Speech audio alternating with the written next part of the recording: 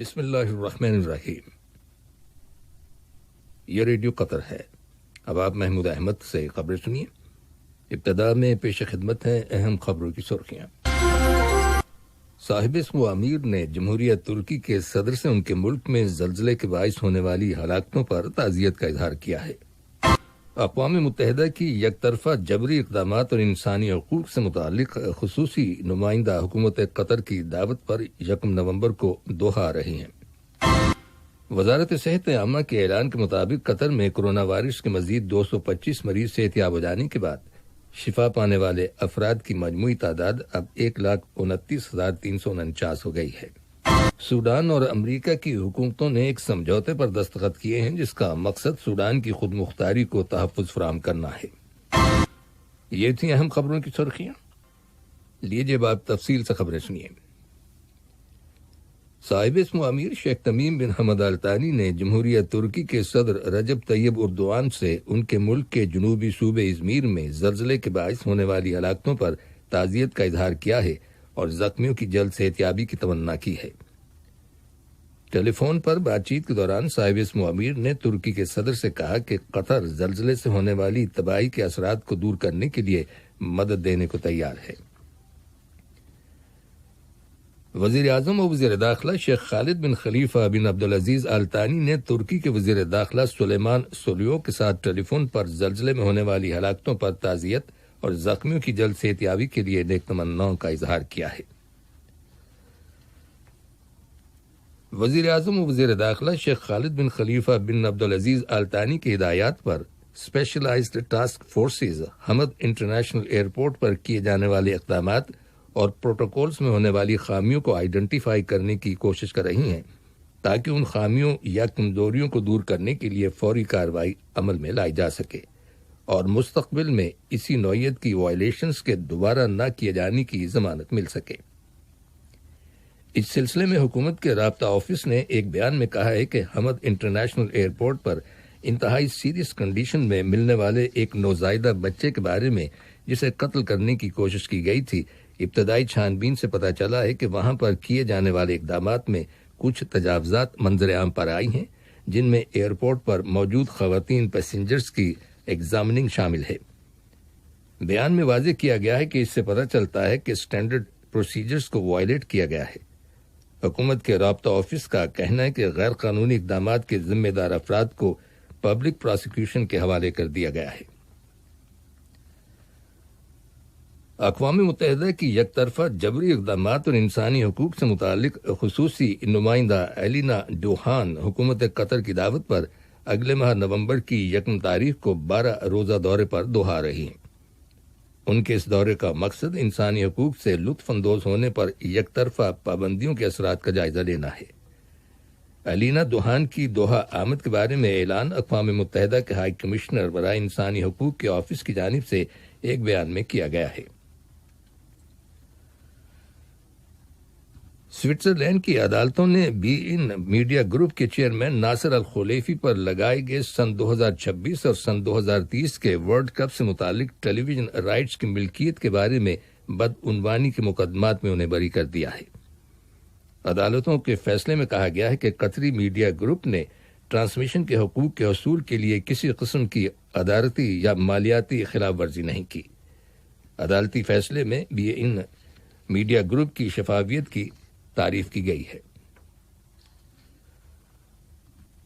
وزارت صحت عامہ نے اعلان کیا ہے کہ ملک کے اندر کرونا وائرس کے 193 نئے کیسز رجسٹر کیے گئے ہیں جن میں سے 161 کا تعلق لوکل کمیونٹی سے ہے جبکہ 32 اشخاص حال ہی میں بیرون ملک سے قطر واپس آئے ہیں۔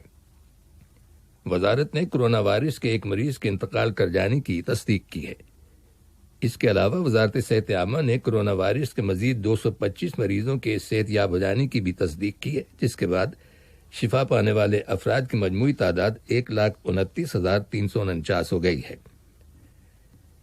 عالمی سطح پر کرونا وائرس کے مریضوں کی مجموعی تعداد 45.24 ملین سے تجاوز کر گئی ہے جن میں سے 11,83,425 مریض انتقال کر گئے ہیں۔ دنیا کے مختلف ممالک میں کرونا وائرس کی نئی لہر میں شدت آ جانے کے سبب پابندیاں دوبارہ سخت کرنے کے اقدامات کیے جا رہے ہیں۔ تاکہ وائرس کے پھیلاؤ کی روک تھام ہو سکے۔ دینی اسنا برطانیہ کے وزیر خارجہ ڈومینک روب نے کہا ہے کہ پورے ملک کے اندر لاک ڈاؤن کا نفاذ غیر یقینی ہے، اس لیے مقامی سطح پر اقدامات زیادہ مؤثر ہوں گے، بشرطے کہ عوام ہدایات پر سختی سے عمل کریں۔ اس سے پہلے فرانس اور جرمنی کے سربراہان نے اپنے ممالک میں نئی پابندیاں عائد کرنے کا اعلان کیا تھا۔ فرانس کے صدر ایمینوئل میخواں نے ملک گیر سطح پر 1 ماہ کے لیے لاک ڈاؤن کرنے کا اعلان کیا، جبکہ جرمنی کی چانسلر اینجلا میرکل کا کہنا تھا کہ اسی قسم کی نئی پابندیاں ان کے ملک کے اندر آئندہ پیر کے دن سے 1 ماہ کے لیے نافذ کی جا رہی ہیں۔ ادھر یوکرین میں گزشتہ 24 گھنٹوں کے دوران کرونا وائرس کے 8,312 نئے کیسز رجسٹر کیے گئے ہیں، جس کے بعد وہاں وائرس کے مریضوں کی کل تعداد 3,78,729 ہو گئی ہے، جبکہ وائرس سے ہونے والی اموات کی تعداد 7,041 ہو چکی ہے۔ جاپان کی وزارت صحت کا کہنا ہے کہ ملک کے اندر اس سال جنوری میں کرونا وائرس کے پہلے مریض کی اطلاع ملی تھی، جس کے بعد اب تک وہاں وائرس کے مریضوں کی مجموعی تعداد 1 لاکھ اور اموات کی تعداد 1,700 سے تجاوز کر گئی ہے۔ برازیل میں گزشتہ 24 گھنٹوں کے دوران وائرس کے مزید 508 مریضوں کا انتقال ہو گیا ہے، جبکہ وہاں 22,282 نئے کیسز رجسٹر کیے گئے ہیں۔ بھارت میں کرونا وائرس کے مریضوں کی تعداد 8 ملین سے تجاوز کر گئی ہے۔ امریکہ میں وائرس کے 8.94 ملین کیسز رجسٹر کیے جا چکے ہیں اور وہ دنیا بھر میں سب سے آگے ہے۔ یہ خبریں ریڈیو قطر سے نشر کی جا رہی ہیں۔ آرمینیا اور آذربائیجان کے وزرائے خارجہ کے درمیان نگورنو قرباخ کے تنازع کے حل کے لیے بات چیت کے بعد فوری اقدامات کرنے پر اتفاق ہو گیا ہے۔ یاد رہے کہ مذکورہ تنازع کی وجہ سے دونوں ملکوں کے مابین 1 ماہ سے زیادہ عرصے سے لڑائی میں سینکڑوں افراد ہلاک ہو گئے ہیں۔ جنیوا میں دونوں وزرائے خارجہ کی ملاقات میں طے پایا کہ جان بوجھ کر سویلین آبادیوں کو نشانہ نہیں بنایا جائے گا، لاشوں کے تبادلے اور 1 ہفتے کے اندر جنگی قیدیوں کی فہرستیں فراہم کرنے پر بھی اتفاق ہو گیا ہے۔ اور روس، فرانس اور امریکہ کے سفراء نے آرمینیا اور آذربائیجان کے وزرائے خارجہ کے درمیان بات چیت میں طے پانے والے امور کی تصدیق کی ہے۔ ترکی کے جنوبی صوبے ازمیر میں اور یونان کے جزیرے ساموس پر زلزلہ آنے کی اطلاعات ملی ہیں، جسے 6.6 ریکٹر پیمانے پر ریکارڈ کیا گیا ہے۔ ترکی کی حکومت کا کہنا ہے کہ زلزلے کی وجہ سے 27 افراد ہلاک اور 799 اشخاص زخمی ہوئے ہیں۔ ترکی میں زلزلے کی شدت سے کئی عمارتیں تباہ ہو گئی ہیں اور یونان کے جزیرے ساموس میں عمارتوں اور سڑکوں کو نقصان پہنچا ہے اور وہاں ایک کم درجے کا سونامی آیا ہے۔ رائٹرز خبر رساں ایجنسی کی رپورٹ کے مطابق زلزلے کے جھٹکے برطانیہ اور بلغاریہ تک محسوس کیے گئے۔ سوڈان اور امریکہ کی حکومتوں نے ایک سمجھوتے پر دستخط کیے ہیں، جس کا مقصد سوڈان کی خود مختاری کو تحفظ فراہم کرنا ہے۔ سوڈان کی وزارت انصاف کا کہنا ہے کہ اس سمجھوتے کے نتیجے میں امریکہ کی عدالتوں میں سوڈان کے خلاف دائر کیے گئے مقدمات سیٹل کیے جائیں گے۔ ان میں سن 1998 میں کینیا اور تنزانیہ کے اندر امریکی سفارت خانوں پر کیے گئے بم حملوں سے متعلق مقدمہ بھی شامل ہے۔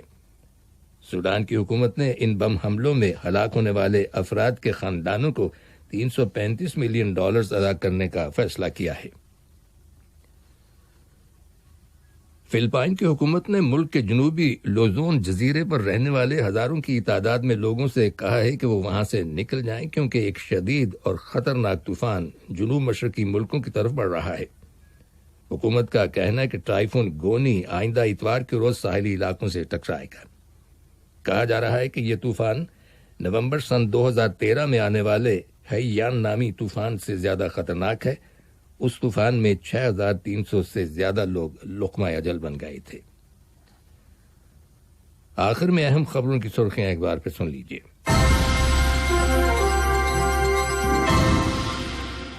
صاحب اسم امیر نے جمہوریہ ترکی کے صدر سے ان کے ملک میں زلزلے کے باعث ہونے والی ہلاکتوں پر تعزیت کا اظہار کیا ہے۔